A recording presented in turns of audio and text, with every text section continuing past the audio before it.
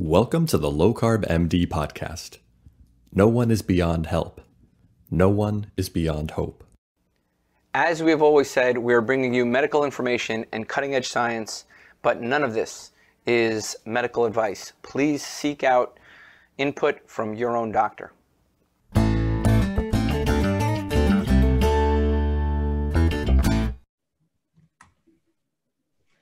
Hello and welcome to the Low Carb MD podcast. Today is another special day, man. Terrell, every day is a special day, but this one's fun because we got a guest back that helped us at the very beginning, episode number 7. And she's made some huge life changes and man, we just love what she's doing. Terrell? Yeah, it's somebody who we didn't scare away. She said she agreed to come back. You know, it was like pulling teeth, but she agreed to come back. Somebody whose blog is just excellent. Okay, I think it's one of the most unappreciated blogs on low-carb dieting. It's a gem, okay? It is an absolute gem. She is amazing. She has an amazing personal story. And I think, you know, actually she kind of reminds me also a little bit about Amy Berger, that like, let's just cut the confusion, okay? And figure out what's going to work for you. Focuses on the individual and not the, you know, not these hard and fast rules where, you know, everybody's got to eat cream and butter and add bacon to everything. So, you know, it's another voice. Joy. Voice of reason. Voice of reason always. Thank you. Joy Kiddie, we are very, very happy to have you back. It's just an absolute pleasure. And, you know, here's the thing. You know, you were supposed to gain all the weight back. This is not a sustainable diet. What happened? Let's hear your story for people who may have not caught that episode, but and tell people a little bit about what you're doing and what's changed since then. Okay, thank you for having me back. My story actually began March 5th, 2017, when I was sitting in my office and I didn't feel good. I didn't know what kind of not good I felt. I was clueless. I went and took my blood pressure and it was in a hypertensive emergency category. So much so that if I would have gone to see my doctor that afternoon, he would have sent me by ambulance to the hospital to be treated because he wouldn't have treated me in his office and he wouldn't have let me drive to the hospital. I laid down for 10, 15 minutes, took my blood pressure again. It was like a touch lower, still clearly hypertensive emergency. I don't mention the numbers because I don't want to encourage anyone that they should do this on their own. What I should have done was gone to the doctor and let him send me to the hospital and got on all the medication and then gone off of it because I was one sick lady. But then I went and took my blood sugar, which I hadn't done in about 2 years, even though I was diabetic for 8 and a dietitian with a master's degree. Talk about denial. And it was about an hour after I ate, and it was 13.2 millimoles, which is, I don't know, 200 and something. Not pretty in milligrams per deciliter either. And I had just had 2 girlfriends that I went to school with die within 3 months of each other, one of a heart attack and one of a stroke. One of them was a public health nurse for 35 years. She retired on Friday, was dead on Monday. The other one worked in long-term care as a care aide. She came home from a shift and was found by her daughter who came home from work dead of a massive heart attack. And I realized when I took my blood pressure, I might have been in denial, but the education was still in gear. I realized if I don't do something, I'm going to be the third one of my friends to be dead. So I was so scared, I didn't go to the doctor. And I don't recommend this to anybody. I recommend go to the doctor, get on the stupid meds. You can get off them later. And I help people do this all the time. But I was terrified. That day, I implemented a low carbohydrate eating plan. I had been teaching my clients to do it for 2 years. I had started 2 years earlier, lost a bunch of weight, but then I let life get in the way and gained about 50% of it back and wasn't maintaining any kind of a low carbohydrate lifestyle. But I knew what to do. I was teaching it. And I had clients who had lost the weight and been keeping it off for 2 years, sending me pictures from Mexico in their bathing suits. So I knew this worked. I had read the literature. I'd reading the literature. I've been writing, as you mentioned, the blogs, which there's over 200 of them now under the Food for Thought tab on my low carb website. So, but I wasn't doing it. that day, March 5th, 2017, I started doing it. And I thought, I got the 2 degrees on the wall, one from McGill, you know, graduated with distinction, a master's degree in human nutrition. I can do this in a year. It took me 2. And I knew the best clinical practices. I knew all the varieties of approaches, but my body was sick and it took that long to get it well. And I was impatient, and I've journaled about, under the Food for Thought tab, there's a link that says the dietitian journey. If you click on it there, you can read my whole story. And that's not part of the 200 blogs. That's just my story. But I would journal everything, all my blood work, all my labs, all my blood pressure readings, everything's there, macros I was doing. But it took 2 years to get to non-diabetic range, normal blood pressure. I'm off 12 medications. And I've been maintaining it for a year and a half, plus or minus 5 to 7 pounds. And with COVID, I was the plus 7 pounds. So I'm back on being a little stricter with my fat intake, because I actually increased my fat intake when I was in maintenance, according to Fiddy and Volek best practice, which was working great for a year and a half. But then I stopped exercising and going for walks. And of course, you know, I just want to talk a little bit about this because I'm curious. When you were trained in dietetics, and I know you did a master's, I believe, in nutrition. Yeah. Had you ever, and throughout your entire career, did you ever meet anybody who went off of 12 medications? Never. I never met anybody who lost weight and kept it off. Okay. So you never met. So, and your education, your training, and now you've lost an 55 amazing pounds. amount of weight. Yeah. 55 pounds and a foot off my waist. 55 pounds, 12 inches, and 12 medications, almost like a pill for. And I'm just curious. Yeah, pill for I'm a curious. Has any of your colleagues questioned your passion for low carbohydrate dieting? Have you experienced any? Oh yeah. Maybe a little bit of hardship, or I'm just curious because you've never in your career prior to this had seen any success, and now how regularly are you seeing that type of success? I'm curious. I see success in all my clients to varying degrees. Mm-hmm.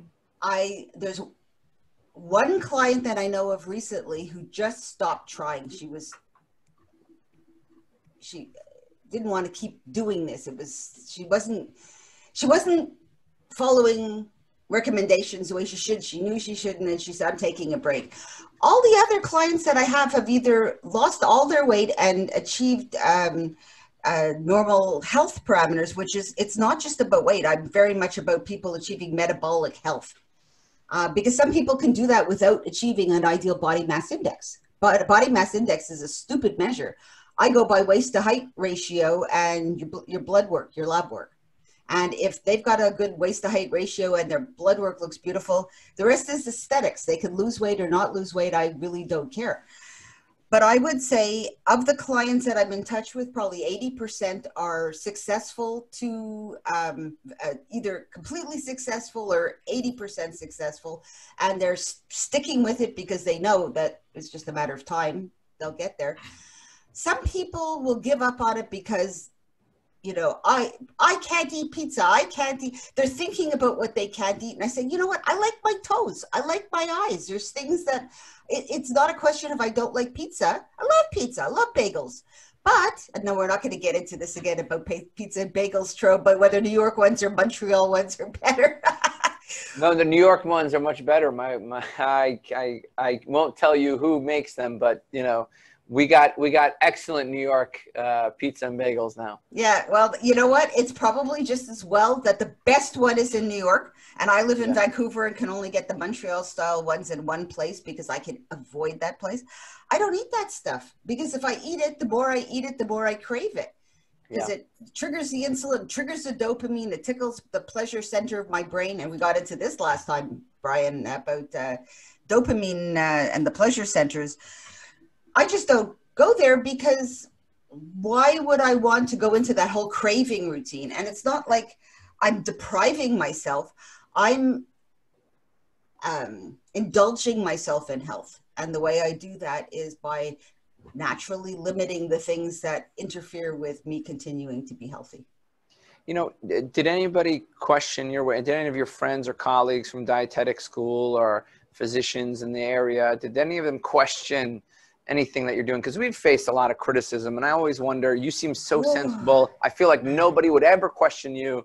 You know, you're very evidence-based, you know. I was called out publicly by a very well-known dietitian in Canada who basically made a personal attack against me and my practice a number of years ago. And it became to the point where she had to defend her actions on public media. And I've never been criticized since. Yeah. Wow, yeah. that's awesome. I choose, like you, Brian, no matter how nasty people are, I smile. Smile back.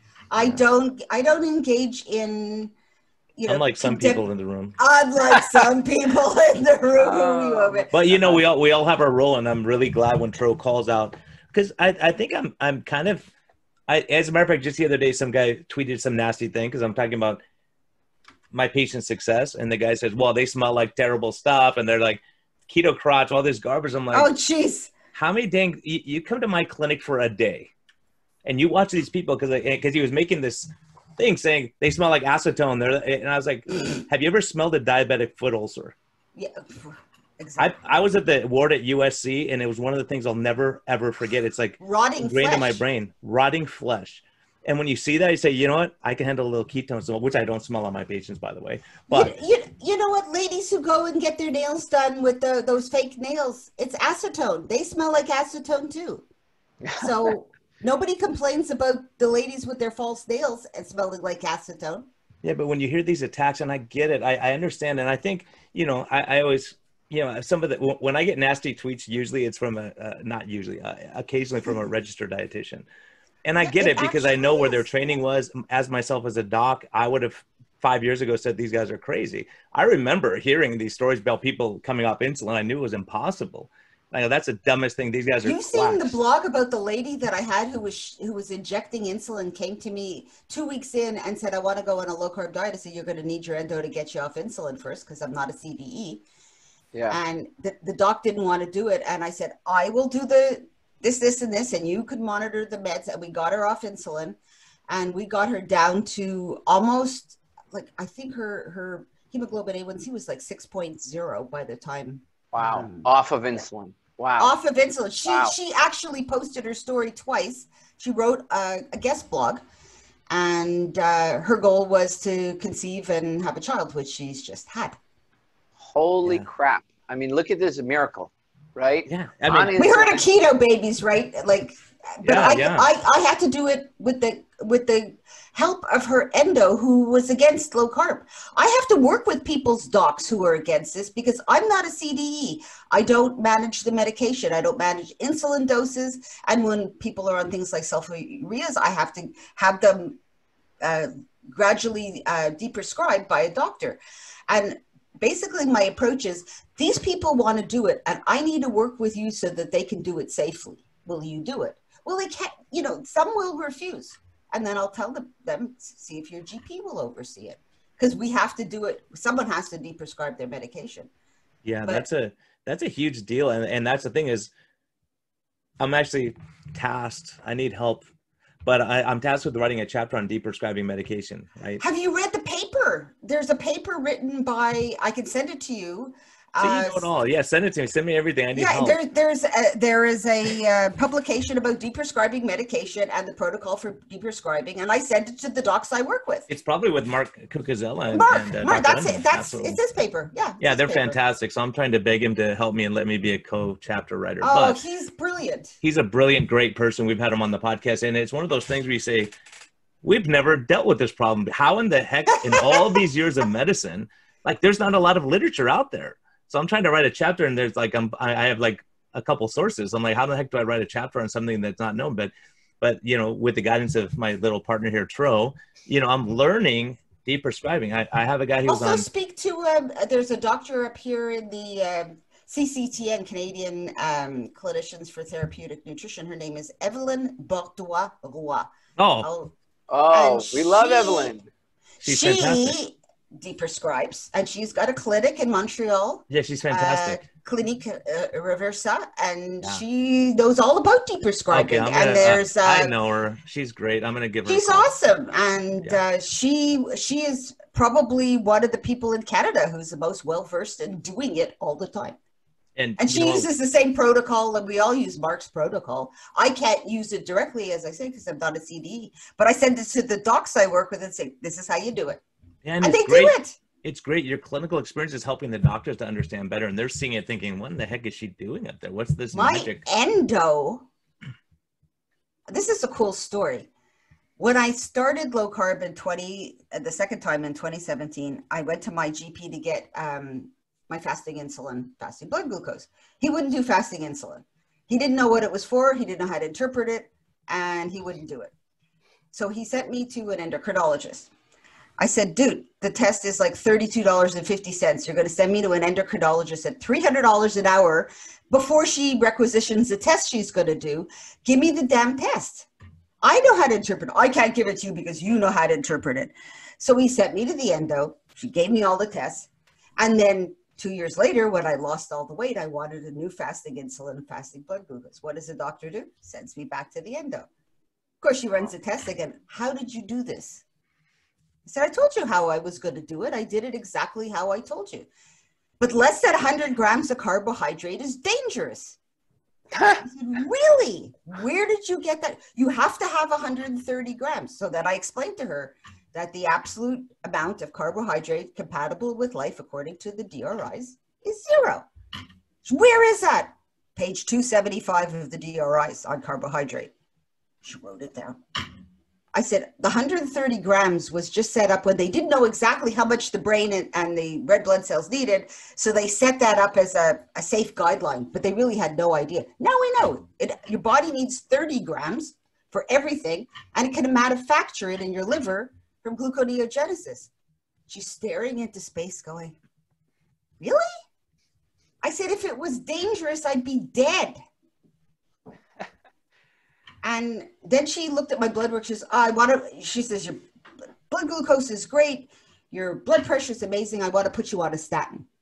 And I said, why? She says, your LDL is high. I said, yeah, it's high. Which LDL? Crickets. Yeah. Yep. Yeah, Deer in headlights, Joy, right? you know what? I'm going to tell you. There's a major medical group here in California, and I'm going to send them a thank you letter because 28 of my patients are from them. They have full coverage. Seriously, they have full coverage. 3 of them are doctors. Wow. They have full coverage. They could get any test they want, CAT scans, MRI. They come to me. Why? Because they say they won't go to coronary calcium score. They won't order an insulin level. The doctor's like, oh, you have friends. They go, they won't order it in that system. They won't order. How can you not? I mean, it is insane. They can't get a continuous glucose monitor because it's costing like $100 for a month. You know what percentage of my clients are doctors, pharmacists, and nurses? Yep. Me too. 1/3. Same exact thing. Yep. Yeah, 1/3 yeah. of my And clients. see, it's frustrating because they're starting to understand and they go, oh my gosh, no one will order these tests. How do I know? Because they get the science now. So I think that's part of what. And the cool thing about helping them is they start teaching it to their patients. Exactly right. That's what I mean. And you know what? Here's the deal. The smart people in the room, the ones who are making a ton of money, is the pharmaceutical industry. Why? Because they're investing in training. Each person they train, they're going to reach thousands of people, right? Each doctor on average has 2,000 patients. So if I get one on my side, if I get one doctor to convert to low carb, they're going to help 2,000 patients possibly, right?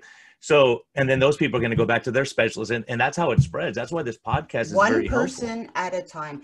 That day at my endo, and she was insisting I need a statin, I said, look at my triglyceride to HDL ratio. Takes out her calculator. It was 0.33, well below 0.087.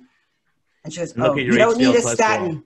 Yeah, my HDL was like 1.65 millimoles. And then she goes, oh, you don't need a statin. I said, you could always run an ApoE if you really want to be convinced. She says, triglyceride to HDL is the same.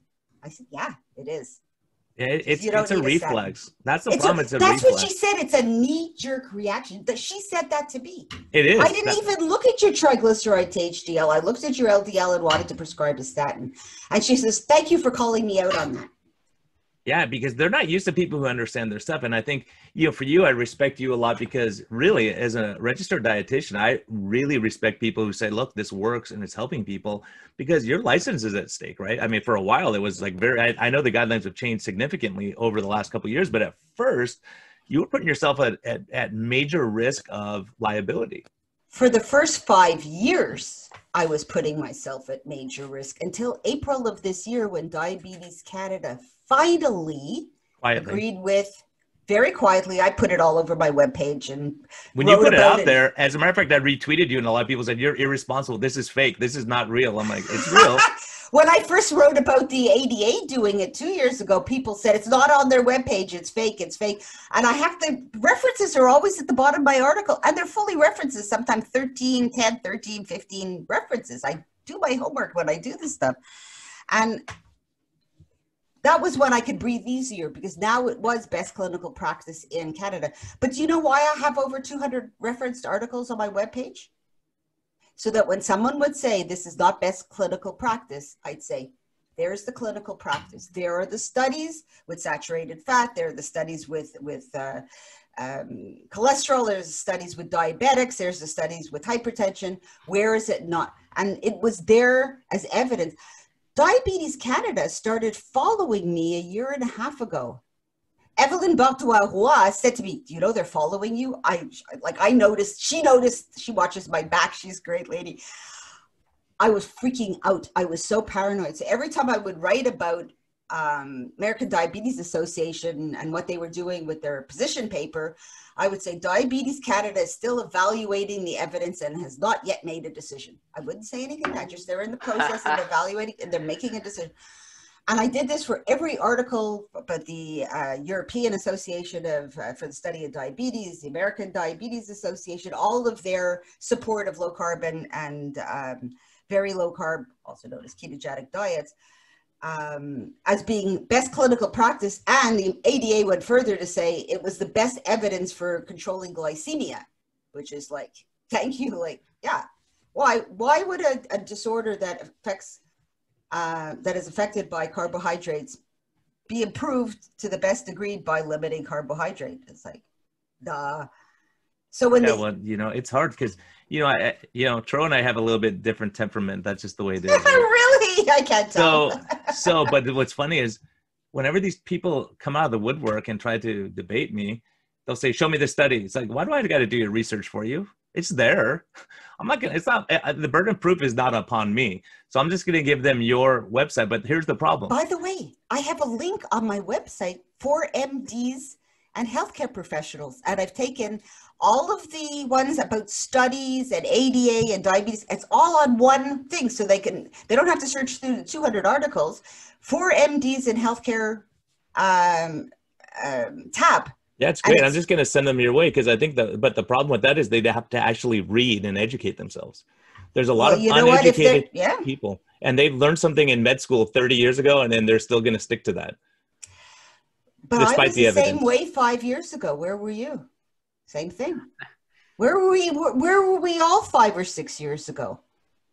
When the retired doctor came to talk to me about 5 years ago, no, in 2015, 2 years before when I started myself the first time and then teaching other people, she wanted to put a family member on a low-carb diet, and she wanted to know my opinion. And the last I had read about it was Atkins in the 70s. So what was my knee-jerk reaction?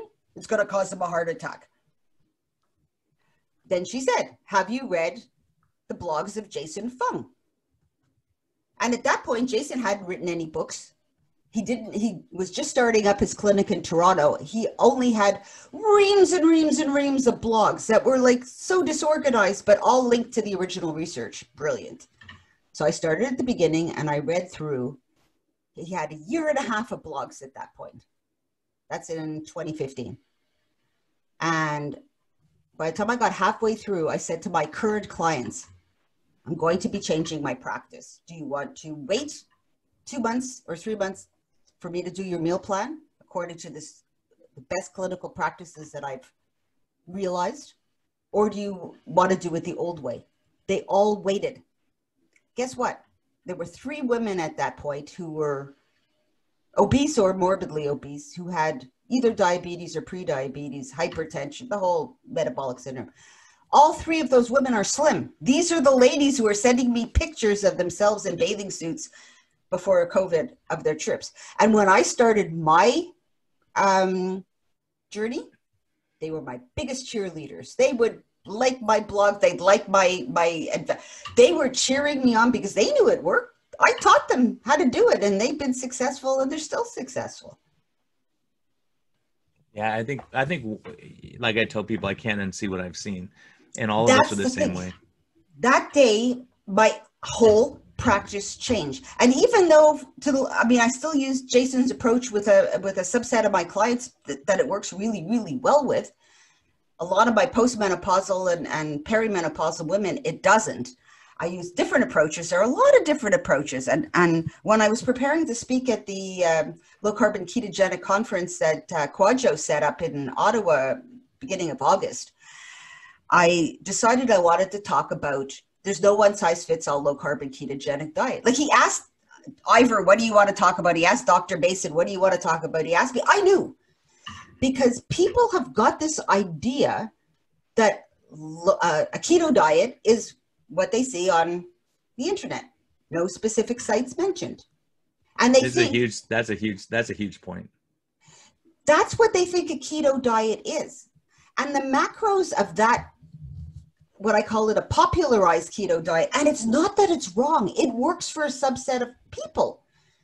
But the assumption that a lot of people make is you can pour bacon fat and whipping cream and eat tons of avocado and you're going to lose weight. It's magic. It's somehow magic about if your body makes ketones, you're magically going to lose weight. And you could put any amount of exogenous or external fat on your food and you're magically going to lose weight. And what they don't realize is both of the popularized approaches to a ketogenic diet includes regular periods of intermittent fasting. Even Jason Fung on the Diet Doctor website said, I've got the notes here, that he encourages fasts of several times a week of 24 hours. Where is that quote? Anyway, I've got it highlighted, but do you think I can find it? No, I think you're absolutely right. Here it is. In our clinic, we will often recommend 36-hour fast 2 to 3 times per week for type 2 diabetes. Intermittent fasting and a high-fat diet work beautifully together. But people don't get that message when they visit these very popular sites for recipes or input, that it's combined with the intermittent fasting. Jason, bless his heart, is now really showing that it's all about the fasting. What you eat, the high fat is just a complementary thing. He's really focused his brand on, really, it is about the fasting, and that is true. But there are very, very popular sites on the internet that people go to, and they come to me, they've gained 20 pounds. They've either failed to lose weight or they've gained weight because they don't realize that you have to fast and eat a high-fat diet. And fasting for a perimenopausal or postmenopausal woman who's at risk of sarcopenia or muscle loss, not the best approach, in my estimation. Well, and Joy, here's the deal. Even within one individual, we're all biologically different. So Absolutely. Fro and I are saying, look at the patient in front of you and try to figure it out. If they hate steak, I'm not going to tell them to eat steak. If they like fish, I'm not going to tell them to eat other stuff. So you kind of have to assess, and a lot of it's up here in the brain, right? Mentally, what gives you joy in life? If I tell you to eat broccoli the rest of your life and that's all you're eating, I mean, people don't like that. So that's how we make it sustainable. Because we individualize, we find out what is a person like, what do they don't like, what's their cultural background, if they have any religious dietary constraints, and then we design their diet around them. It's not a generic ketogenic diet that they got online. It's designed for them, and that's why it works. And we've had guests that are Italian, Indian, Asian, to say, hey, here's how I do it in my family. Because we want to hold to our cultural roots. Absolutely. My Hispanic patients love that they can have carne asada and they can have all these things. Oh yeah, I can have. On my webpage, I've got 2 low carb tortillas, one that's corn style and one that's wheat style. Yeah, I've made them before. And I have roti, and I have Mexican clients who've written me, Hispanic clients, that said, thank you. This is a godsend. No, they're not as great as the real corn ones, but they make it so I could live my culture and live a sustainable, healthy lifestyle. Exactly. And you can't go into, like, I can't go into Guatemala and say, okay, you're never going to have beans again. You're never going to do. So, you know, it's saying, okay, get rid of the soda, get rid of the stuff that's really killing you. And then let's focus on what we're going to really eat. So we can do some kind of huge impact. And we have, you know, some, you know, Christian Assad and Ariel Ortiz are doing a Spanish language podcast. And there's so many good things that are happening. But I think getting back to my original point was this. Okay, the first person comes in, and Tro, I learned a lot of this stuff from Tro. I hate to admit it publicly. But, you know, if we go on a higher fat diet to start with, if someone is a diabetic that's out of control, we put them on a higher fat diet and get them fat adapted for the first three or 4 weeks, but that's not lifelong. Then we got to taper that back and say, okay, you're at a plateau. Let's try to switch this out. And so a lot of people think they're going to have their cereal and toast and orange juice and add fat to it and they're going to lose weight. I mean, that's the standard American diet that's killing people. So what I tell my patients is like, look, either commit or don't, because it's the most dangerous diet in the world if you're not committed and you don't know what you're doing. Really, I mean, maybe not more dangerous than the standard American diet, but you know, you start saying, okay, but in that person, we're going to make changes down the road. So it's funny. It's clearly ignorance when people say, oh, you and Tro are you guys just do one size fits all for everyone. It's like, that's totally untrue. I'm about to use Tro language. How I ended up getting into the higher protein myself was Tro. Tro, do you remember the conversation? You probably don't. I was 6 months into my journey. I was doing the high-fat version of a ketogenic diet, and I was on a perpetual stall. And you had just gotten into Ted Naiman's, before his Pete E approach. He was just doing higher protein, better protein to energy. And you said, you got to read some of Ted's stuff. You got to do what Ted's doing. Talk to Ted. So I went and talked to Ted, and Ted said to me, give it a month. Try it for a month.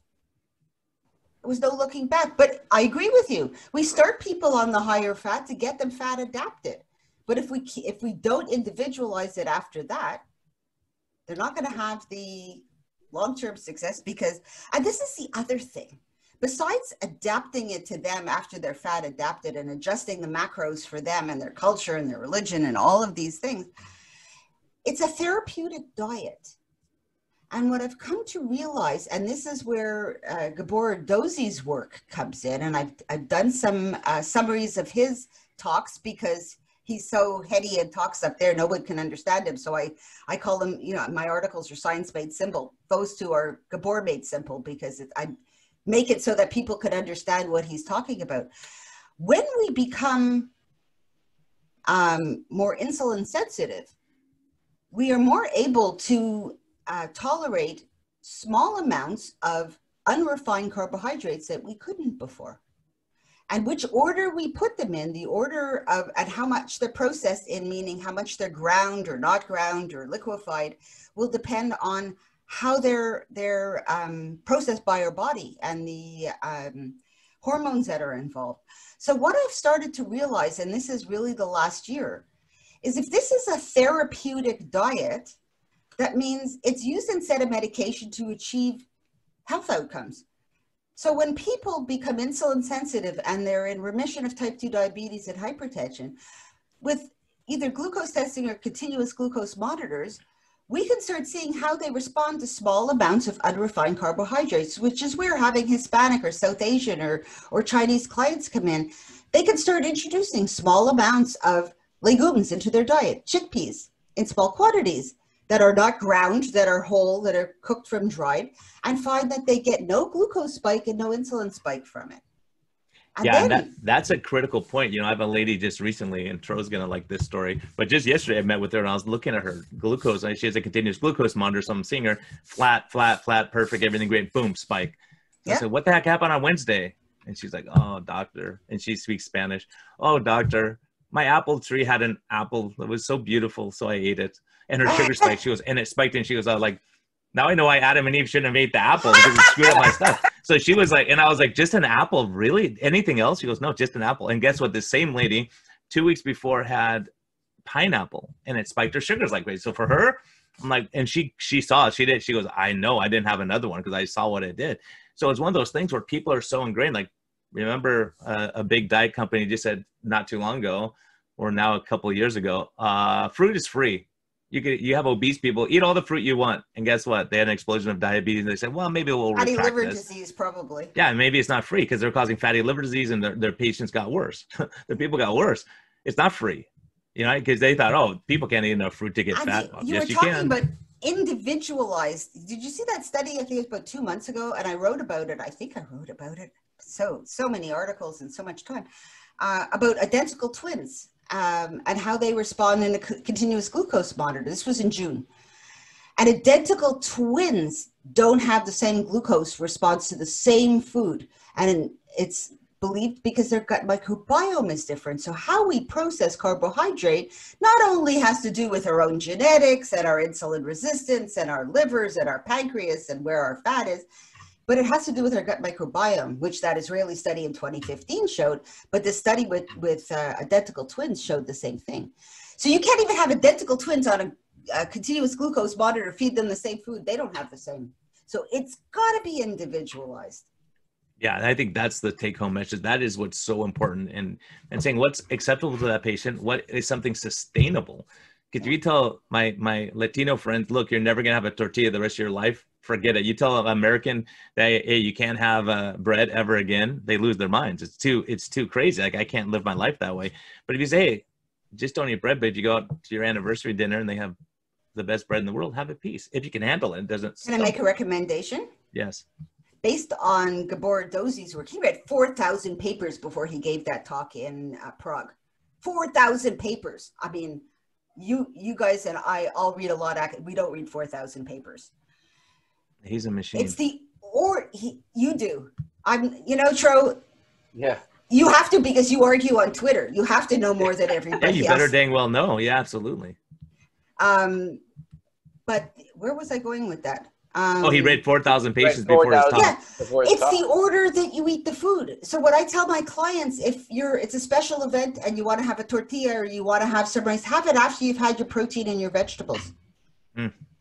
It doesn't spike blood sugar, nearly the same. The order, so those two articles, they're called Peril of Food Processing 1 and 2. It's exactly from his talk, referencing the papers and put into English that people could understand, with his talk at the end, so you could actually listen to him speaking it once you've understood the concepts, because he just goes so fast. The order that they eat it. So I said, if you're going to have bread, have it at the end of your meal. If you're going to have rice, have it at the end of your meal. Yeah, and it doesn't spike blood glucose. It blocks that release. And I've seen that. As a matter of fact, it's funny you say that. I have patients who are Italian or they're on vacation in Italy. Yeah. Doc, I'm going to have fun in Italy. I don't care. And their CGM is good. And they're eating pasta in Italy. But they come back and have pasta and it goes crazy. Like, there's something different about it, right? And maybe they're walking more and they're exercising. Pasta is usually not starting the meal in Italy. They start with the fish, and then they start with the pickled vegetables, and then they stop with the veal and the salad. True. And then they have a small serving of pasta. And, I mean, what's his name? Asim Malhotra talks about the Mediterranean diet, and it doesn't mean you can't ever have that stuff. It's how much, how often, and what the order is of the meal. That's really interesting. My Sicilian friends, I go and have dinner, and pasta is never the main dish. It's like a little side, but you're having meat and fish and all, vegetables and all that kind of stuff. So that's very interesting. Dampens the glucose response. Now, I've got something else which I'm going to bring up, because it's something I'm pondering, and I'm curious if you guys have pondered it at all. Marty Kendall's come out with this thing about not just looking at postprandial glucose, which is what we have all been trained on, right? 1 hour, 2 hour postprandial glucose, to see what the spike is. We all know if it's a big spike after half an hour or 1 hour, they're pre-diabetic, even if they're fasting blood glucose and hemoglobin A1C is normal. But his wife is type 1 diabetic, and he's been playing with this idea of looking what her glucose is before she eats and deciding on how much glucose she can tolerate based on her pre-glucose, meal glucose. And he collected data, I think, on 9,000 volunteers. So this is not a peer-reviewed study. This is just that data has been collecting. And he's an engineer, right? So he likes to crank numbers, running number analysis. He's showing that if people get to, and you always talk about lowering people eating to their hunger. Well, none of us, I don't know about you, but I didn't know when I was hungry until 6 months into this deal. I thought I was always hungry. But he uses the pre-glucose reading to determine when your first meal should be or when you should eat again.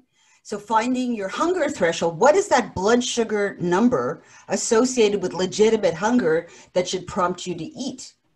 And not to be so concerned if you are diabetic type 2 of the spike after, as long as it comes back down quickly and doesn't go below baseline. And that actually is quite compelling. So I'm looking into that, but I'd be curious what your thoughts are, because I've been doing this. And like I woke up yesterday and my blood glucose was 5.5, which is, you know, the high end of the normal range.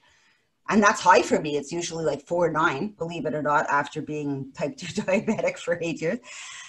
So when it's like 4.9 or 4.3, I eat. It was 5.5. And I said, okay, well, I'm not going to eat. I went all day. I came home at 3:30 because I had errands to do yesterday. And I realized my blood sugar is low. I took it. It was 4.3. It was time to eat. I ate something. But I wasn't hungry all day because I was going by what my pre-meal glucose was, and my body had enough glucose. And it, you know, as it was dropping, my liver can trigger gluconeogenesis, which it did. What do you think of this idea? That's an interesting thing. I'm going to jump in before Tro, because I leaned into my mic on this one. You know, it's very interesting. I have a guy, as a matter of fact, he's one of my favorite patients he's caused me, Tro makes fun of my head gray hair. He caused a lot of it. He's diabetic, out of control. He would get on track and then just go off the rails. And anyway, Mike, love you, man. But he's killing it right now and he's doing great. But he showed me a year ago, he had birthday cake at his grandson's birthday. And this year he had a piece of cake at his grandson's birthday. The sugar response was totally different in the same individual based on, because now he has a place to put the sugar. So the response is he has a place for it. He's cleared his liver glycogen. He's cleared, and he's killing it, right? That's what I'm talking about. It's a therapeutic diet. And I haven't done this myself with my clients. I'm very interested in these numbers because I've done it with me. I know I can tolerate small amounts of unrefined carbs that I could not before, and more so now than I could a year or two ago. If it's therapeutic, as we get metabolically healthier, not that we should go back and eat a standard American diet, but we should be able to introduce, birthday cake wouldn't have been my first choice for testing it, but I tried chickpeas. Yeah, or whatever. But the point is, like, you know, when you look at, for me, when I'm fasting, my sugars creep up all day long. My sugars won't drop when I'm fasting. So I don't know. I'm going to get a CGM and mess with what you're talking about and see, because I've had times where I go, oh man, I'm hungry. And I check my sugar's totally normal. So I was like, why am I hungry? So I don't know how much that's the driver, how much, you know, it's Troy, I'd like to hear your opinion on that, because it's an interesting thought. He's got a neat concept. I'm curious if it holds up. Well, I'm going to tell you, there's a lot that I disagree with Marty Kendall, and I'll tell you why. Because, well, he says not to focus on the – look, first of all, let's just be honest. I agree with 90% of what he's saying. So let me just talk about the 10% that I don't agree. Sure. And Marty Kendall has this idea that, you know, that fat is a free macro, and that's what he thinks the CGM doesn't show. So the first thing we have to do is say fat is not a free macro. Okay, in terms of weight loss, you know, certainly. I don't think he's saying that, because he's tending very much to Ted Naiman's protein to energy approach. Maybe he used to say that. Yeah, his contention is that, you know, fat is not a free macro, right? But the way he says that is, if you keep a CGM flat, that doesn't necessarily mean you lose weight, so don't pay attention to it. Yeah, okay, right? I see what you're saying. Okay, so he says that fat is not a free macro. And that's true, but that doesn't mean carbohydrate restriction doesn't mean adding fat. That's correct. The first thing we have to do, okay? That's the first thing we have to talk about. Carbohydrate restriction does not mean adding fat. So but I think he'd totally agree with you now. He may have felt differently before, but I think we all did. Yeah, I think we all did. Very, very much in total agreement with Ted Naiman's PE approach. Yeah, well, right. So here's the thing, you know, here's the other side of it, okay? If hunger is caused by, look, we know if you give somebody insulin, what happens? Yeah. Their blood sugar goes down and they get hungry. So if somebody's hunger is caused by a low blood sugar, okay, is caused by low blood sugar, could then could then carbohydrates give satiety, right? Like if you take somebody whose blood sugar is 50 because they injected too much insulin, and then you give them like a piece of chocolate and their blood sugar goes to 80, are they going to feel less hungry? Yes, they will. Okay. But as a driver for overall obesity and overall hunger and overall appetite, I think it's a distraction. The pre-meal sugar, I think, is a distraction. And I think this desire to include carbohydrates, it's again, it comes back to what can you get away with, right? What can you get away with? I'm going to have to interrupt you here because I've been reading Marty's stuff the last couple of weeks, and I don't see him encouraging carbohydrate consumption above the levels that we do at all. And he definitely doesn't encourage fat consumption. It's protein for energy ratio. And he uses the pre-meal glucose as for people to figure out their personal trigger to hunger. Yeah. So again, I'm going to be very clear. The reason why he likes PE is because he believes low carbohydrate absolutely means adding fat, which is not true. I don't think I think he may have misunderstood Tro. I'd really encourage you to go back and read his last. No, I read him and I criticized him for it. I read his CGM article very thoroughly. And basically his belief is since fat won't spike a CGM, that everybody using a CGM and everybody who's low carb can so he's defining how to break a low carbohydrate diet using a CGM. He's defining the way. When was that article? How long ago was the CGM article? About 2 weeks ago. Now within 2 weeks. Let me tell you my take, Tro. Yeah, let me just articulate the point because I don't think it's even come across clearly yet. Okay, his argument, which is a true argument, that if you lower carbohydrates, you can keep a CGM flat, gain weight by overeating added fat. Okay, that's his argument, right? You can gain weight and keep a CGM flat. Oh yeah, that's true. So look, I can gain weight eating protein. I know how to do it. Okay, in fact, bodybuilders do it all the time. How do they gain weight? Okay, they gain muscle. They certainly gain muscle, but they also can gain fat. They know how to bulk. They keep protein high and they add a little bit of carbohydrate to it. That is how they gain weight. They happen to also gain muscle. Okay, if you want to gain weight on PE, this is how to do it. Cut fat so low that you get none of the benefit, the satiety benefits from fat, the CCK, and you certainly our bodies need fat, and make protein so palatable that you can overeat it. That is how to break PE. There's a way to break. Can we find a happy medium? Can we look at his data with pre-meal glucose as people using that for people to try to find their personal trigger for hunger? Yeah, and then, I suspect everybody should do that. Everybody should do that. Like test a little bit of carbohydrate and see if that helps them. But then the effect here's what you miss out. Okay, if you miss out, if certainly there's a spike and a overcorrection, reactive hypoglycemia, okay, you may feel satiety in the moment, but then be hungrier 2 hours later. David Ludwig had shown that if you have high carb, low carb, medium carb diets, and you have a single meal that a higher carb, okay, certainly not what Marty is saying to do. If you have a higher carb meal, that your postprandial total energy will be less 2 hours later in the higher carb approach.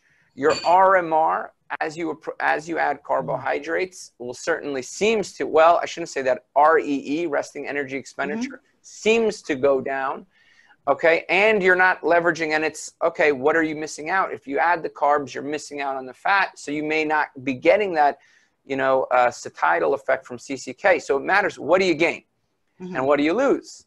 So if you and the best way to do it is just try it. Just try it. And certainly that you lose the effect of ketones on appetite suppression. So if we're talking about somebody who's low carb, lost all their weight, and is having that glycogen hunger, which Ted and Marty both talk about, okay, which is this low sugar, kind of low energy state hunger, a little bit of carbs seems to help. And certainly we see that in lean mass hyperresponders in their response to LDL. But I think if you're here, I've been in that side. I've been in the six-pack place, and I know what they're talking about. Okay. Right. But if we're talking about the people like, you know, the 95% of people who like just have to lose weight and they're not in that place, I don't know that moderate carb, you know, unless they have intense food preferences, is going to be helpful. I don't think at the beginning, I totally agree with you in terms of metabolic recovery and a therapeutic diet, that anything short of 130 grams starting and less is therapeutic. The things that I find interesting that he's proposing are two things. One is taking pre-meal glucose, which we generally don't do, as a way of trying to determine our hunger threshold. We have some idea of our personal fat threshold, just historically where we put our fat, but try to determine what is that number that's associated with us legitimately feeling hungry. And the other thing that I find very compelling about his data is, do we worry about the half an hour spike after we have a meal that has some carbs in the form of vegetables in it? If we were type 2 diabetic like I was for 8 years, I'm going to have that spike. My pancreas hasn't generated, you know, a whole bunch of new beta cells. But it's how quickly does it come back to normal and stay at normal? Is the spike in and by itself of hyperinsulinemia or hyperglycemia in and by itself significant? We know in people who are... I mean, the answer is yes. When you look at functional MRI studies, it just takes minor fluctuations of blood glucose to activate the reward centers of the brain, particularly in the obese and overweight versus skinny. Okay, so my contention would be probably yes. Not definitely, probably yes. But the reward centers of the brain are stimulated dopamine, and we know that it's carbohydrate and fat are the two major stimulators of the dopamine response of the brain. So how would a low carbohydrate, high protein meal spike the reward centers of the brain? So no, let's be clear. You were talking about the glycemic shift. So let's talk about the shift in glycemia. And I see what you're saying. Okay. As it relates to diet, if we've put people on insulin drips, given them 100 milligrams of, that's about a 5 millimolar or 5.5 millimolar glucose level. And we've dropped them just 0.5 or 1. Okay, and that's enough in obese and overweight to actually activate the reward centers. The stress of that mild hypoglycemia or mild shift. That's good to know. Do you have a paper that you can send me to read about that? Yeah, I'll send it. I'm just toying with his stuff because it's interesting. And he's right. He's not wrong.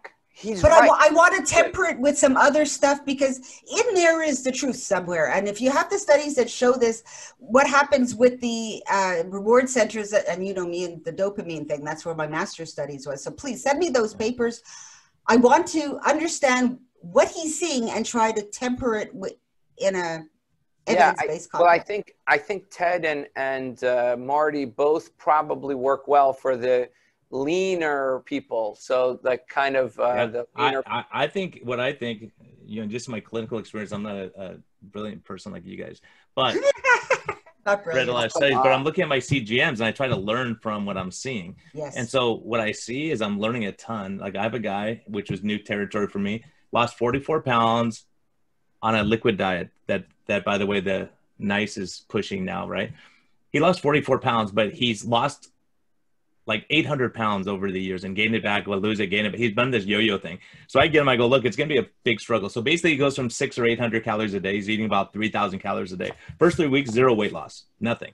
And I'm looking at his CGM saying, yeah, but look, he's not gaining weight. He shut his metabolism down because he was starving himself. But the interesting thing is his glucose readings, which I love, whenever he tried to exercise, he would drop his sugars down and feel like garbage. Plus, by the way, his insulin was markedly elevated, even though he lost 44 pounds. Wow. That tells me something, right? That tells me something. And his insulin level's coming down now. And guess what? Now whenever he's exercising, I'm looking at his monitor. He called me and goes, hey, there's something wrong. My sugars are going up when I'm exercising. Because you're fat adapted now. That's why. That's exactly what we're looking for. So his sugar spike with exercise, as most of us who are fat adapted does. Yeah. So anyways, now he feels when he's working out, he can go forever. He doesn't get low sugars at all. His sugars spike when he's exercising. Because his liver has figured out when to make glucose and how to do it effectively. And his body knows he's not starving anymore. The guy was plateaued out. Boom, 6 pounds last week he lost, right? He's putting muscle mass on. He's wearing clothes that he couldn't wear like when he was 40 pounds lighter than he is now. But he feels great and his energy is great and he's got a positive attitude. So how do you relate this to Marty's theories? What I'm saying is a lot of times people like what you said, look, my sugars are high this morning. Guess what? You're coming on a podcast. You got the stress response. You know, those kind of things are going to happen. I'm telling you, I'm watching people's continuous glucose monitors. And a different guy was giving a lecture for, you know, he found out his CEO was going to be there and all this stuff. Boom. Sugar was from 100 to 228 maintains for 2 or 3 hours. Goodness. Wow. Because stress hormones, I've seen it myself. My highest sugar I've ever cortisol. recorded was after giving a talk because I was fired up and I loved it. I wasn't scared, but it was that cortisol stress response. So you don't sleep, your sugars get screwed up. Yeah, I mean, that's why we're looking at the big picture. It's not just about what we're eating, but part of it is saying, okay, am I going to tell because my patients, and Tro, I know you're seeing the same thing because it's just not my patients. After a while, their sugars start going up in the morning. The same thing happened to me. I called Jason Fung. I go, there's something wrong. My sugars are going higher and I'm not eating carbs at all. He goes, that's good. You're fat adapted. Don't worry. Right. And then all of a sudden, boom, they start coming back down because your body realizes its set point. It's resetting. Right. So what I'm saying is just looking at this continuous glucose monitor without the absolute level doesn't matter. That's why obviously there's discrepancies in, you know, the readings on the glucose monitor, but I'm looking at the overall trend. And those trends are telling because I have another lady and I didn't see these, her sugar wasn't going higher in the morning. She wasn't having the typical response. So I was like, this is weird. You're not responding like you should. Let me check your ketones, 4.2. Oh my goodness. Her body, she got fat adapted extremely quickly. Why? Because she had done low carb and keto before and just went off the rails. But her body responded some people take 6 or 8 weeks or 6 months to get that response. So I was surprised because if I didn't check her ketones, I wouldn't have known. But that's the other thing. We're chasing ketones. If I work out really hard, my ketones drop because I'm burning them as a fuel source. Right. So it's this things that like, it's the same thing as we criticize people for LDL cholesterol. It's like, you can't just look at one thing and you have to look at the big picture and understand why is that. If your insulin's really low, but your A1C is really high, that scares me, right? You're in a bad spot, right? If your insulin's really low and your A1C is really low, oh, I love this. You're metabolically healthy. I don't have to worry so much. So there's a lot of these things that people say, well, what should my insulin be? Well, it depends, right, Tro? Like my thermostat's, if I'm running hot, I want my thermostat to be kicking in, putting the air conditioner on to bring it down. So anyways, these things, I think we get so caught up in a number where you say, okay, let me look at the big picture. What's happening to your ketones at that time? What's happening to your insulin? What's happening to your sugar levels? And how's this all working together for that individual? That's where we are on the cutting edge of medicine because we have the skills and the tools to do this now. And it's really cool because guess what? My patient who ate the apple, she knew right away. She didn't need me to call and go, what happened?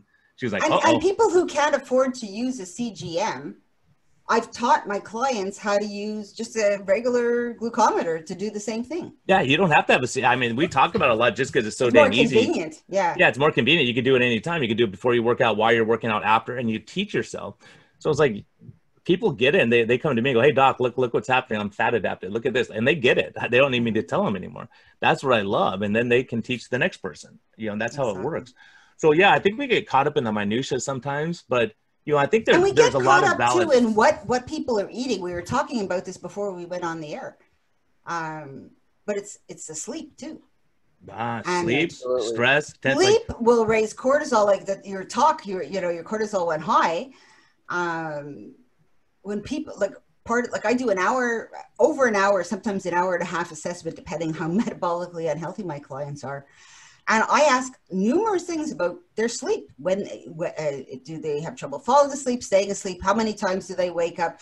And when they ate their last meal, and did they eat anything after eating? And relating it to circadian rhythms and the stuff from Satchidananda Panda, and how many hours should be after your last meal? And sometimes something as simple as tweaking when their last meal is, not eating after supper, and how many hours it is before they go to bed is sufficient to lower their cortisol, drop their insulin, and improve their blood glucose and their blood pressure. Well, and your RD friends, you know, really, because, you know, I have data now. You want to argue with me? Here, let me show you a couple of pictures and I can explain. Because my patients, what they're doing, I look at them, I watch, they mark when they eat, I see them eat, their sugars drop. After they eat, drops. Because they don't have to kick out they're fat stores and sugar stores. I know that. I learned that really quickly on myself. So when you look at that, you go, oh, okay, so how much insulin should I be giving them with each meal now when they're dropping their sugars every time they eat? Right? That's what's happening. If you're fasting, your sugars go up a lot of times. Yep. And people think they're getting hypoglycemic and they have to eat. That's what I mean. This signal of checking that before you eat, because for me, I could fast for a long time if I'm basing it just on the sugar levels. But I have to look at my ketones. There's other factors involved here. It's not as simple as we try to make it sound, is what I'm saying. Absolutely. But you know, those hunger signals are pretty amazing. And the big thing that we're all talking about, and I think there's a huge thing that I did learn this from Tro, is look, eat a bunch of fat when you start.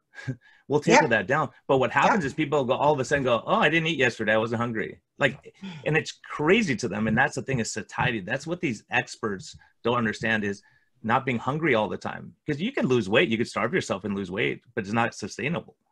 The thing is, fat, and this is what, coming back to this idea of a popularized keto diet, absolutely agree with both of you that starting people out on the higher fat version is the way to go to get them fat adapted. But what people forget is that protein offers just as much satiety as fat does. And even though a lot of people say calories don't count, they count differently. Huh? They definitely count. Yeah. I say they count differently, but they count. So why not move people over to a higher protein, lower fat version, which offers the same satiety once they're fat adapted? But I'm finding with a lot of my clients that and I'm not going for the super low fat, the 10 Damon Marty's approach where it's like really, really low fat. But I find if they have enough fat, what I find with the popularized ketogenic diet is it's almost like a therapeutic diet for epilepsy. Very, very high fat, moderate protein, and very low carb. And it's not a diet for epilepsy. It's the goal here is not to produce lots of ketones. It's to produce satiety and weight loss. So a higher protein version, lower fat and not low fat, you maximizing, and each person's different, the amount of protein to fat ratio within the context of a low carb diet that will provide them the most satiety. Because I think, like you were saying way back, Tro, is once you're not hungry, losing weight is easy. And figuring out for each person whether they get more satiety from the higher protein version or the higher fat version. Thoughts? Yeah. I mean, so let's come back. I just wanted to finish up on that glycemia just before we go. When you look at people, the most successful weight losers and the most successful diabetics, you'll see that their glucose variability will improve. Mm-hmm. So coming back to the glycemic, and when you relate that to hunger, okay, that actually correlates as well. So the more the glycemic variability and those glycemic excursions improve, it's associated with decreased hunger, and it's associated with more fat loss and improved diabetes. Send me those papers too, please. Happy to do it. So I think the question becomes is, okay, can you have carbs and not experience glycemic variability? How can we design a process? Well, we know, right? If you are very lean or you're lean, okay, and you're having somewhat of a low blood sugar that's sparking you to eat, and you have a non-refined carbohydrates typically combined with fiber, your blood glucose is not going to spike. Your insulin's not going to spike. Okay. So like we can design a person where PE diet is like the ideal diet. Mm-hmm. Okay. And so those people should moderate carbs. Now we can design the person, look, I'm an obese at my heart and I can gain weight on any diet. If you give me chocolate protein shakes, chocolate protein chips, protein bars, and you give me just a little bit of dipping sauce for my grilled chicken, I can overeat. So I know how to play the game with each diet. But in general, I got to agree with what both of you guys are saying. When you start, use fat. Mm-hmm. There is a tipping point for fat, and where you're just like, if you take a hamburger patty and you add cheese to it, okay, will you eat more hamburger patties or less? Simple question. Right? Simple question. For me, if I add cheese to it at this point, it's more. I'll eat more. Okay? Certainly. So that means if I add fat, I'll eat more. Will it change, my ability to fast? No. I can one meal a day pretty effortlessly now. in the beginning, holy crap, I couldn't go like 6 minutes without thinking about food. Right? So I think it's like, it's so individual. I get Marty's and Ted's point. I love the message, but I also sympathize with the heavily obese. I don't know if that makes sense. I do. And I think this really comes down to my passion about there being no one-size-fits-all low-carb or ketogenic diet. Dr. Fung's approach is right for the right individuals. Marty and Ted's approach is right for other individuals. And in that spectrum is everything from Dr. Eads to Atkins to Westman to our approaches. And it's like a spectrum of choices. But I want people to realize that just because there's a popularized keto diet, I'm doing keto, therefore, ... The typical popularized keto diet is really a cross between a classic ketogenic diet and a modified Atkins diet that's designed for epileptics. It will work with fasting to lose weight, and, you know, Jason Fung uses it beautifully in that context. But people need to understand it's a spectrum of choices, and which one that's best for them depends on them. Even if they have a identical sibling, it's going to be different. That's why you have success. That's why you have success, because you have to realize what's acceptable to you. And I think in medicine, in general, we've lost our way in this way, meaning if you come to me and say you're smoking a pack a day and I go, okay, that's it, you got to quit, it's going to kill you, then all of a sudden it's like, and they'll say, hey, can you, instead of smoking a pack a day, can we get down to 3/4 of a pack? And then maybe in a few weeks go down to half a pack. And that's not so scary. And it's one of those things that we get so, you know, like Rob is very strong, like, boom, this is it, 0 carbs, you're starting this way. And so some people say, well, can we just get you to give up the soda? I have a guy who quit soda, lost 36 pounds in 6 weeks. That's all. It's not. I just had a lady write a review on my, on Google, and she's South Asian. And her, you know what her review was? I feel I can do this. I can achieve metabolic health because Joy understood as South Asian, I needed to have a little bit of rice in my diet. And she let me have a little bit of rice and told me how to eat around that so I can achieve success. That made me feel so good because I want people, sure, people are going to be horrified. Oh my goodness, she let her have half a cup of rice. Yeah. She's South Asian. If I want her to be successful long-term, telling her not to ever eat rice is not the way to do it. Yeah, and in 3 months. High fiber red cargo rice with protein and vegetables, sure, why not? Yeah, in these 3 months, and then after that, she may say, you know, I really don't need the rice anymore. She may make that decision herself, right? Lots of my clients do. That's exactly what happens. But if you take the hard stand, and I think that's what us feeling that person. Some people are like, I'm all in. How do I lose weight? What do I got to do? And they go, I'm here. Okay, let's do it. And then other people are like, okay, they need to put their foot in first and get used to the temperature of the water. They can't just jump in. But so it's all different personality. And I think that's what we all are learning in this journey. It's not like, okay, cut your carbs and life's perfect. Because guess what? You're going through a divorce. You're stressed out. You're tense. You're pissed off at the world. You know, all those kind of things. And, you know, it's the big picture. We got to step back. And that's why we spend an hour and a half with our patients to get to know them. I'm glad to hear that you're doing that too, because I get paid for an hour assessment. I often spend an hour and a half with my clients on assessment. Why? Because I'm going to be working with them long term when they have 60 or 100 pounds to lose and are metabolically unhealthy. And that time I invest on my own ticket is information that enables me to coach them long term. And you too, you don't get paid for an hour and a half spending with them, but that's where the information you have enables you to help them long term and to enable them to be successful. It's about that. You know, Dr. Unwin spends 10 minutes with a patient, and he does this. Why? He has long-term follow-up. He's known the family for years. They're in a small town, but that impact over and over and over, he gets it in there. He figured it out. So we have the luxury of having time, which is our most valuable asset, to spend with that patient, right? Because I don't have doctor 3 people waiting, doctor 5 people waiting. I don't hear that anymore, except yesterday it happened to be one time. But besides that, just because I had a virtual consult I had to get to, but you know, because this person I really want to invest in and help, but that it's an upfront thing until our medical community and our registered dietitians start understanding that. And I think the reality is we're not all at war with each other. We have to figure out how we help the patient. We got to drop the egos at the door at some point and go, okay, look, here's what's working. Let's stick with it. And if you say, look, fasting every other day is what works. Okay, I'm willing to investigate that. If you say you never have to fast, some people, I mean, the funny thing is I have people come to me, look, don't even talk to me about Jason Fung fasting. I know you do a podcast with him. I'm like, okay, don't worry about it. Then 2 weeks later, they're like, oh, I fasted yesterday. I'm like, I thought you didn't want to hear about it. You just did it, right? And they go, it was easy. Because it's fear. You know, I think fear is a big thing. We're afraid we're going to be hungry. Like we'll die if we get hunger for an hour or something like that.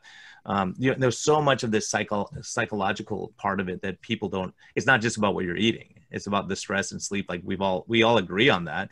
So I think what we could take home is there is good parts of having a tribe, meaning you have people that support you, that you kind of are like-minded, but then you can get into the carnivore, vegan, whoever, fasting or not fasting. And what happens is people become puritanical in it, meaning, okay, you're a carnivore, but you had an avocado. Okay, you're not a real carnivore. Oh, you put some cream in your coffee. You're not fasting. And it's like, well, let them do what works for them. Exactly. If that helps them get through that fasting period, then let them do it, right? So I think there's a lot of. I'm so glad to hear you guys saying this, because I think people are shocked that I, quote, allow people to have these different things or do this range, because if this is going to be the biggest complaint that people have against, you know, whether it's dietitians or other physicians, against this approach, therapeutic approach, is that it's not sustainable. Well, Tro and I sit here, and you, Brian too, man, he's still losing weight. I mean, when I saw you 2 years ago, it's a big difference, and you're maintaining it. So, like, we know that this is sustainable long term. And then there's guys like, you know, Jay Wortman, who's been doing it for 14 years. There's a lot.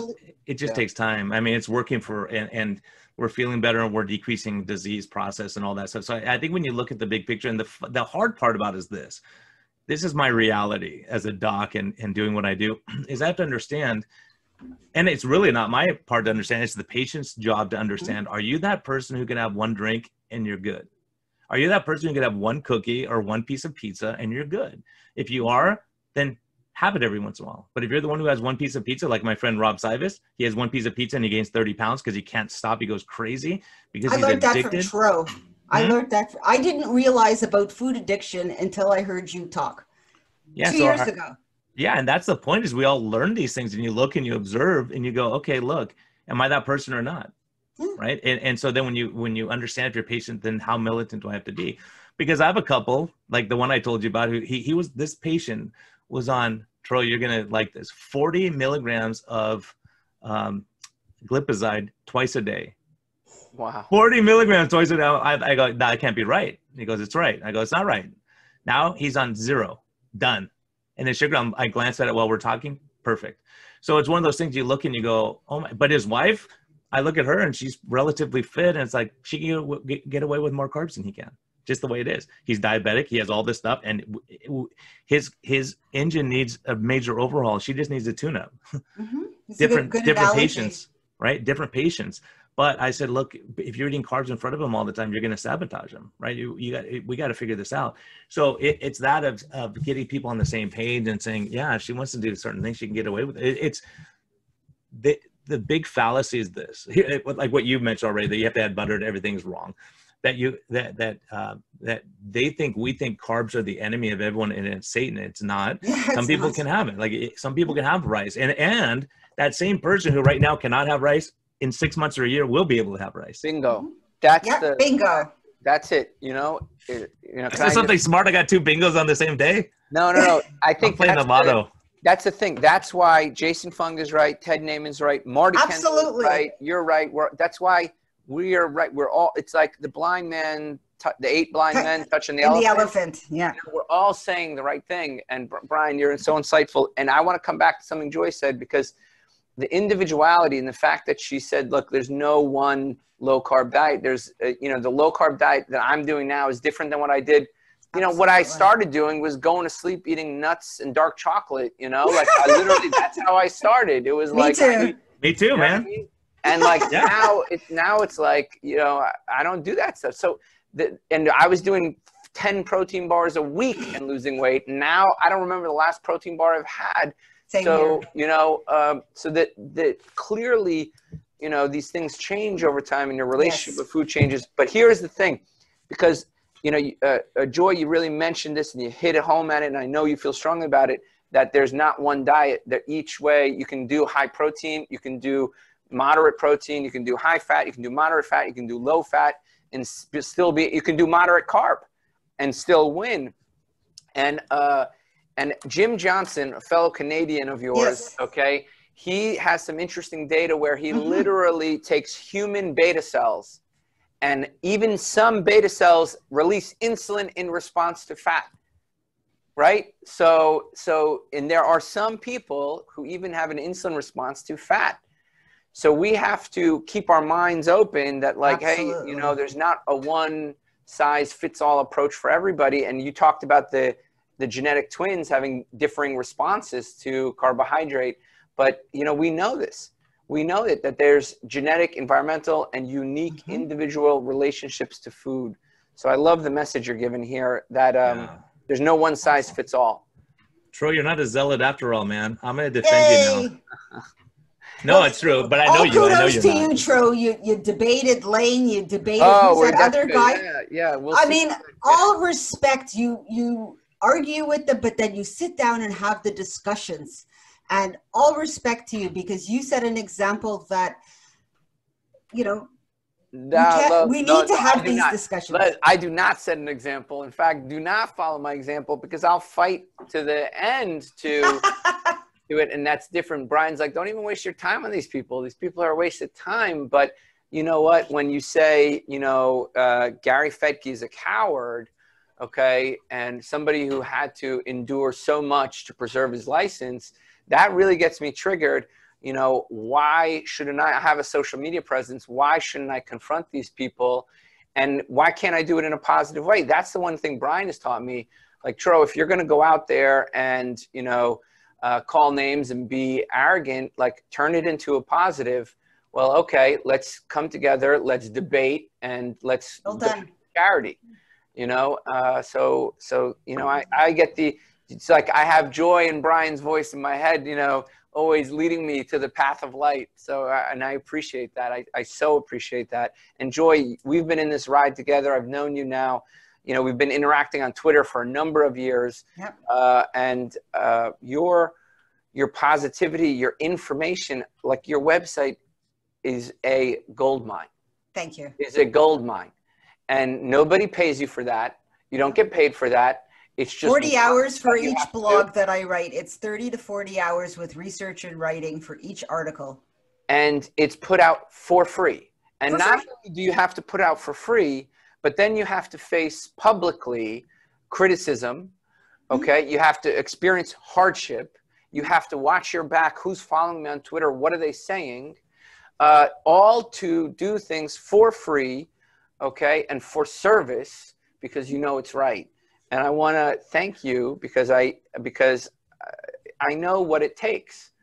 I know what it takes. And I want to thank you because you had to go against everything you were taught, and you had to go against your profession, and you're going against your profession. And yeah, it's easier now because of Fettke and because of Noakes and because of people who've all suffered, you know, Nina Teicholz, Jason Fung. These people have been attacked and ridiculed. Evelyn. Yeah. You know, Evelyn Boudoir Roy, exactly. I mean, just the names go on and on. So keep doing what you're doing because you inspire me. You inspire me. You are why I keep going. You are why our patients feed off of our inspirations. So please, please, please just keep doing what you're doing. It's amazing work. It's absolutely amazing work. Yeah. And, you know, the thing we've determined is like, look, it's not just a one size fits all individuality.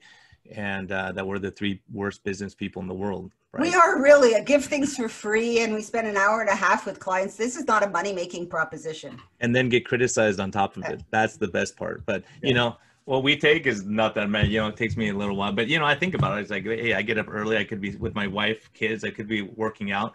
But when you get an email like Tro and I got this morning saying, hey, look, I lost hope and you helped me. Like, that's what we're here for. That's it. Like, we don't get paid for that, but we do get paid. We get rewarded heavily, right, for what you're doing. And I see what you're doing. And, you know, before we came on, you said that you're the busiest you've ever been. Why? Because people see value in what you're doing, because all that time, all those free talks we've given, all those things we've done to invest, people see that. They're not blind to it. They go, okay, what's Brian's? I hope they do. I hope they look at it and go, what's Brian and Tro's leaning? Are they getting paid? Who's paying them off? What's happening? And it's like, okay, if I go to bed and sleep well at night because I have a clean conscience, that email we got this morning, Tro, really my first thing I saw this morning, it made me just say, you know what, we're doing the right thing. And this it's is good. why we do it. I get why we do it. one of those emails every 2 weeks or so, and I stop and I cry, and I'm reminded this is why I do it. It's for people like that. And yeah, and I think that's the point, is like, you know, Tro and I are criticized because we talk too much, we don't talk enough, we interrupt each other, we don't. You pick on Tro too much, you don't pick on Tro enough. You got, you know, all that stuff. Now, everybody's criticizing our politics. That's the, you know, it's an election year, you know. Well, and at some point, hey, Tro and I will do that in private, but and I'm right. But you know, I think ultimately we go, look, we're here to help people and patients. And if you have something that you can teach me, I want to take that from you. And, you know, like I just tweeted last week, I said, look, when I walk into that exam room, it's not me. I've got a piece of Jason Fung, Dr. Unwin, Tro. I've got a piece of all you, what you teach me. The tools I have, I can reach into my little quiver. Is that what it's called? Pull out an arrow. Boom. And I said, well, someday I want to have an original thought, right? Because really, all these guys, Ted Naiman, you know, all these people that have influenced me, and our patients who've come and they've done great things. My guy who lost 150 pounds on his own, like, that's a huge deal, right? So, you know, I don't have any original thoughts, if that encourages you. After writing over 200 articles that are referenced, I am actually really glad that I don't, because I'm standing on the scientific evidence that's there. And if I had original thoughts that are not rooted in the science, they're probably not worth professionally practicing with. Well, you know, I think that there's wisdom, and we have to synthesize that, and we have to be able to explain that. That's why Jason Fung, Dr. Unwin are geniuses. They can explain it in a way where people understand it. Tro and I do a reasonable job at times of that. So it's important to be able, like, you know, so when I go to the dentist, they use all these big words. I'm like, what does that mean? Are you going to pull my tooth or not? What does all this stuff mean? Because I don't know their lingo, right? So that's why I call my articles under, it says science made simple. Yeah, and I think that's great. Take the lofty terms, I'll put them in brackets, but I'll define, what does this mean? What does hyperinsulinemia mean?